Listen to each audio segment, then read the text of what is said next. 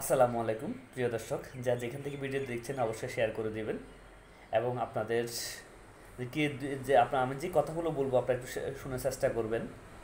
যেহেতু আমরা মুসলিম দেশ হিসেবে বাংলাদেশের সবচেয়ে ট্রেন্ডিং আলোচনার বিষয়টি হচ্ছে শাইখ আহমদুল্লাহ ও তাহিরি হুজুরের যে তর্কাতর্কি বা বিতর্ক যে বিষয়টা নিয়ে, সেখানে বিষয়টা হচ্ছে শাইখ আহমদুল্লাহকে যখন একটি চিঠির মাধ্যমে বা চিটকুটের মাধ্যমে প্রশ্ন করা হয়েছিল যে নবীজি সাল্লাল্লাহু আলাইহি ওয়াসাল্লাম 40 বছর পরে, 40 বছর বয়সে নবুয়ত প্রাপ্ত হন এবং তখন থেকে তিনি নবী হন।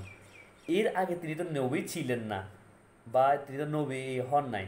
এই কথাটি হয়তো উনি উত্তর দেওয়ার আগে চিরকুটের মধ্যে হয়তো এই ধরনের কথাটা লেখা ছিল এবং এই কথাটি উত্তর দেওয়ার আগেই কিন্তু এটাকে কেটে এমনভাবে বিশৃঙ্খল বা উচ্ছৃঙ্খলভাবে অন্য আরেকটি হুজুর এমন গীবত করছে, যেটা কিন্তু আমাদের মুসলিম দেশ হিসেবে কিন্তু কখনো কাম্য নয়। বিষয়টি হচ্ছে যে এমনই, যখন আবার তাহির হুজুর এমনটা বলল যে তাকে ক্ষমা চাইতে হবে, তাকে যে ট্রাইব্যুনালেতে মামলা করা হবে এই ধরনের সাইবার ট্রাইব্যুনালে, কিন্তু ওই স্টেজে একই আরেকজন ব্যক্তি যে বলে উঠলো, আপনারা নিশ্চয়ই শুনেছেন বিষয়টা, যে বলেছে যে শাইখ আহমদুল্লাহর গালে গালে জুতা মারো তালে তালে। আসলে দেখেন, একজন আলেমের শিক্ষা যদি তার যে সাগরিদ বলি আমরা, যদি আরেকজন আলেমকে শিক্ষিত করতে না পারে, সম্মান দিতে না পারে, তাহলে ওই আলেমের শিক্ষা বৃথা, ওটা আলেম না। ওটা আলেমের শব্দটাও বুঝে না, হয়তো আল্লাহ শব্দটা বুঝে না। বিষয়টা হচ্ছে দেখেন, আমি কিন্তু একজন আলেম নই, কিন্তু কথা হচ্ছে যে আমরা যাদের কাছ থেকে শিখব, যারা ইসলাম প্রচারের জন্য এখানে এসেছে, বা আল্লাহ তাআলা তাদেরকে হেদায়েত দিয়েছেন কিনা বা এরকম সুযোগ দিয়েছে কিনা মানুষকে হেদায়েতের জন্য, হয়তো আমি জানি না। আসলে যারা প্রত্যেকটা মুসলিম আমরা বাংলাদেশে আমরা মনে করি যে বাংলাদেশের মধ্যে 90% মানুষ হচ্ছে মুসলিম। সেই মুসলিম দেশে কিন্তু আমরা মুসলিমরা কোনো বিচারই পাই না। আসলে বিষয়টা হচ্ছে ঠিক এরকমই, আমাদের কোনো লাভই হয় না। কিন্তু তবুও কথা হচ্ছে যে আমরা মুসলিম দেশ হিসেবে আমরা যাদের কাছে প্রত্যেকে তো আর মাদ্রাসায় পড়ালেখা করে না, কিন্তু আমরা মাদ্রাসায় পড়ালেখা না করেও স্কুলে পড়ালেখা করে যতটুকু ইসলাম মেনটেন করে চলাফেরা করার চেষ্টা করি, ওই চলাফেরাটুকু যাদের কাছ থেকে শিখবো, যাদের কাছ থেকে যে কোরআন সুন্নাহ শিখবো, তাদের কথাগুলো হয় যদি এমন উদ্ভট আকারে, যারা একজন আলেম আরেকজন আলেমকে যখন সম্মান করতে পারে, সম্মান দিতে পারে না, তাহলে ওদের কাছ থেকে আমাদের কী শিখার আছে একটু বলেন তো। দেখেন, ওখানের মধ্যে এই যে একজন তাহির হুজুরকে আমি যে বলছি, এখন নাম ধরে বলছি, বিষয়টি উনি এমনভাবে বিষয়টা বলছে, তা উনি যে বলতে পারতো হ্যাঁ হয়তো উনি ভুল করেছে, আমরা তাকে সংশোধন করে দিব, বা ওটা এভাবে না ওটা এভাবে হবে, ঠিক এরকম করে বলতে পারতো বিষয়টা। কিন্তু উনি যেভাবে এভাবে না করে উনি সাইবার ট্রাইব্যুনাল মামলা করতে যাচ্ছে, আশ্চর্যজনক আলটিমেটাম দিচ্ছেন, তারা স্টেজের মধ্যে এই জুতা মারামারি হচ্ছে, আসলে কিন্তু এটা নোংরামি ছাড়া কিছুই না। এসব ভণ্ডরা এসে কিন্তু আমাদের ইসলামকে এমনভাবে ধ্বংস করতেছে। ইহুদিন আসাররা নাস্তিকেরা কিন্তু আমাদের ইসলামকে এতটুকু ধ্বংস করতেছে না। দেখুন, আমাদের বাংলাদেশে যদি 90% যদি মুসলিম হয়, 10% কিন্তু হিন্দু বা অন্য ধর্মাবলম্বী আছে। তারা অন্য ধর্মাবলম্বীদের মাধ্যমে বা দ্বারা যতটুকু আমাদের ইসলামের ক্ষতি হচ্ছে না, ঠিক তার চেয়ে বেশি ক্ষতি হচ্ছে এইসব জালামদের কারণে। কিন্তু আসলে এদের কাছ থেকে মানুষ কী শিখে, মানুষ কেন এদেরকে দাওয়াত দেয়, আমাদের বুঝে আসে না ভাই। আমরা যতটুকু বুঝি, আমরা কোরআন হাদিস সুন্নাহ যতটুকু স্কুলে পড়ালেখা করে যতটুকু বুঝি, অন্যান্যরা আমরা যাদের কাছ থেকে তাদের কাছ থেকে শিখবো। তাদের কাছ থেকে যদি এমন কাদা ছুড়াছুড়ি শিখি, তাহলে আমরা সম্মান কোত্থেকে দিব, সম্মান কোত্থেকে পাবো ভাই? আমরা যেই কারণে এই পৃথিবীতে আসা, তার যে মূল সফলতা, ওই বিষয়টা কিন্তু আমরা শিখতে পারছি না। তাহলে এই ধরনের আলম থেকে আমি আপনি কি শিখতে পারি, একটু একটু কমেন্ট করে জানাবেন ভাই। দেখেন, ওখানে বলা হয় যে ইস্তিসকা নামাজ সম্পর্কে উনি যে মুনাফিক বলেছিল, এবং একসময় বলেছিল যে যে মাজার বা এই যে অলিয়া উলিয়াদেরকে নিয়ে। আসলে দেখেন, এখানে মাজার কি কখনো সাপোর্ট করে দেওয়া হয়? একজন মাজার থেকে অনেক সময় দেখি যে মসজিদের পাশে আমরা কবর দেওয়া হয়, যে মসজিদকে অনেক সময় গলির মতো হয়ে যায়। এইসব মাজারগুলা বা যে নির্মিত করা, এগুলো কিন্তু নিষেধ করা হয়েছে। বিষয়টা দেখেন, এমনকি ওনারা কখনো উলিয়া উলিয়ার বিরুদ্ধে কখনো কথা বলে না, কিন্তু ওরা মাজার নামে যে ব্যবসাটা, ওটার বিরুদ্ধে কথা বলতে শোনা যায়। যে তারা যে একটা ভণ্ডামি করে ফেলে, মাজারকে একটা ব্যবসা করে ফেলে, ওর বিরুদ্ধে আপনি বা ওরা যেই কাজটা করে সফল হয়েছে, আমরা চাই তাদের সেই কাজটা অনুসরণ করে কিন্তু সফল হতে পারি। আসলে বিষয়টা হচ্ছে এরকম। তো আমাদের যে ইহুদি খ্রিস্টানরা যে বাংলাদেশে বসবাসরত আছে, তাদের দ্বারা ইসলামের যে ক্ষতিগুলো হচ্ছে না, কিছু কিছু নোংরা আলমের কারণে কিন্তু আমাদের বাংলাদেশের ওইসব ইসলামের আরও বেশি ক্ষতি হচ্ছে।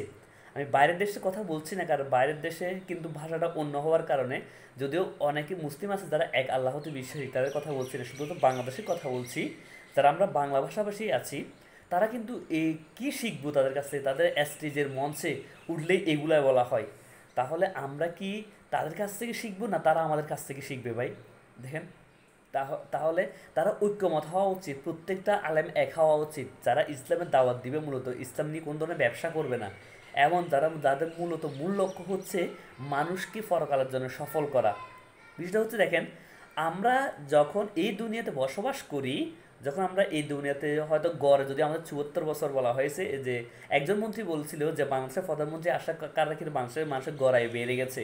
আসলে কিন্তু গড়াই তো কি প্রধানমন্ত্রী বাড়ায় নাই। আসলে আমাদের হয়তো স্বাস্থ্য সচেতনতার কারণে যদি আমাদের গড়াই বাড়ে, সেটার জন্য আলহামদুলিল্লাহ। কিন্তু তবু সব কিছু মিলিয়ে যদি আমাদের গড়াই যদি ৫০ থেকে ৬০ বছর হয়, ৭০ বছরও হয়, কিন্তু এই দুনিয়ার জন্য, এই ৬০-৭০ বছর দুনিয়ার জন্য, জীবনের জন্য আমরা কতই কিছু না করি। আমাদের কত না স্বপ্ন থাকে, কত না প্ল্যান থাকে, কত কিছুই আমরা করে ফেলি, যে কত প্ল্যান করি, কত স্ট্রাকচার করি, কত স্ট্রাগল করি। আমরা পড়ালেখা থেকে শুরু করে, টাকা খরচ থেকে শুরু করে, ইনভেস্টমেন্ট, এবং আমাদের যে সব কিছু মিলে অনেক কিছু করি, আমাদের বাড়ি গাড়ি এই সে হবে, অনেক কিছু করি। কিন্তু শেষ পর্যন্ত কী হয় জানেন? সে আমাদের কিন্তু ৩ হাত ৩.৫ হাত কবরে কিন্তু চলে যেতে হয়। আমাদের ছোট্ট অন্ধকার কবরে কিন্তু যেতে হয়। আমাদের অনন্তকাল, এই যে পরকাল বা আখিরাত, মৃত্যুর পরের জীবনটা কত বছর, সেটা কিন্তু নির্দিষ্ট করে কিন্তু কখনো বলা হয় নাই, কত হাজার বছর থাকতে হবে। তাহলে ওই জীবনের জন্য আমরা কি আদৌ কোনো কিছু করতে পারছি? আসলে ওইখানের জন্য আমাদেরকে যে শিক্ষাটা দেওয়া হয়, যে আলেমরা ওখানে সফলতার জন্য আমাদের শিক্ষা দিবে, সেই আলেমরা যদি কাদা ছুড়াছুড়ি করে, তাহলে আমরা কোত্থেকে শিখবো ভাই? আমরা সঠিক ইসলামের দাওয়াতটা কি আজও কি আলেমদের মধ্যে সেই সমঝোতা সৃষ্টি হয়েছে? এখন দেখেন, ওদেরকে নিয়ে কথা বলার যোগ্যতা হয়তো আমার আছে কিনা আমি জানি না, আল্লাহ মাফ করুক। কিন্তু কথা হচ্ছে, আমরা শিখতে চাই, আমরা জানতে চাই, আমরা পরকালে যে যে সফল হতে চাই, এই বিষয়টা আমাদেরকে যিনারা শিখাবেন, ওনারা যদি অন্য পথে থাকে, ভুল পথে থাকলে আমরা শিখবো কার কাছ থেকে ভাই? একজন অন্ধ ব্যক্তিকে যদি আপনি হাতে একটা মশাল দিয়ে আলো জ্বালাতে বলেন, ও তো আলো, মানুষের হৃদয়ে আলো জ্বালানোর চেয়ে ঘরের মধ্যে আগুন জ্বালিয়ে দিবে বেশি, কারণ সে তো অন্ধ।